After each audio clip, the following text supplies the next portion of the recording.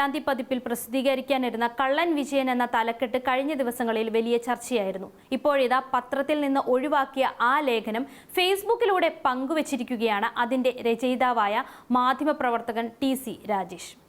തിരുവനന്തപുരം ജില്ലയിലെ പുല്ലാമ്പാറ നാടകഗ്രാമത്തെയും അവിടുത്തെ പ്രശസ്ത നാടക കലാകാരനായ വിജയനെയും കുറിച്ചുള്ള ഫീച്ചർ ലേഖനമാണ് ടി.സി. രാജേഷ് തയ്യാറാക്കിയത്.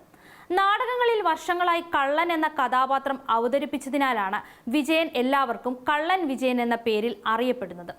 അത്രയേറെ പ്രശസ്തനായതിനാൽ കള്ളൻ വിജയൻ ധന്യ നാടകഗ്രാമം മുത്തിപ്പാറ പി.ഒ. എന്ന വിലാസത്തിൽ അയക്കുന്ന കത്തുകൾ പോലും അദ്ദേഹത്തിന് കൃത്യമായി ലഭിക്കാറുണ്ടെന്ന് ലേഖനത്തിൽ പറയുന്നുണ്ട്.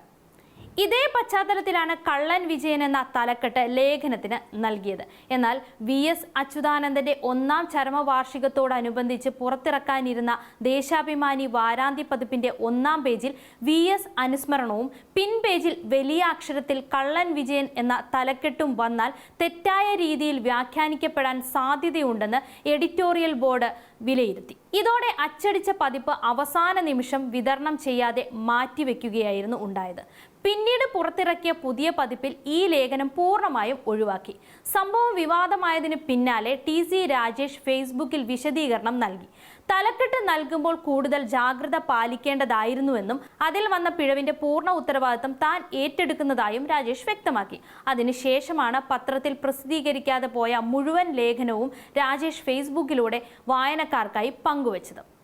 നാടക കലാകാരൻ വിജയന്റെ ജീവിതവും പുല്ലുംപാറ നാടകഗ്രാമത്തിന്റെ പ്രത്യേകതകളും കൂടുതൽ ആളുകളിലേക്ക് എത്തിക്കണമെന്ന ലക്ഷ്യത്തോടെയാണ് ലേഖനം പങ്കുവച്ചതെന്നും രാജേഷ് അറിയിച്ചു.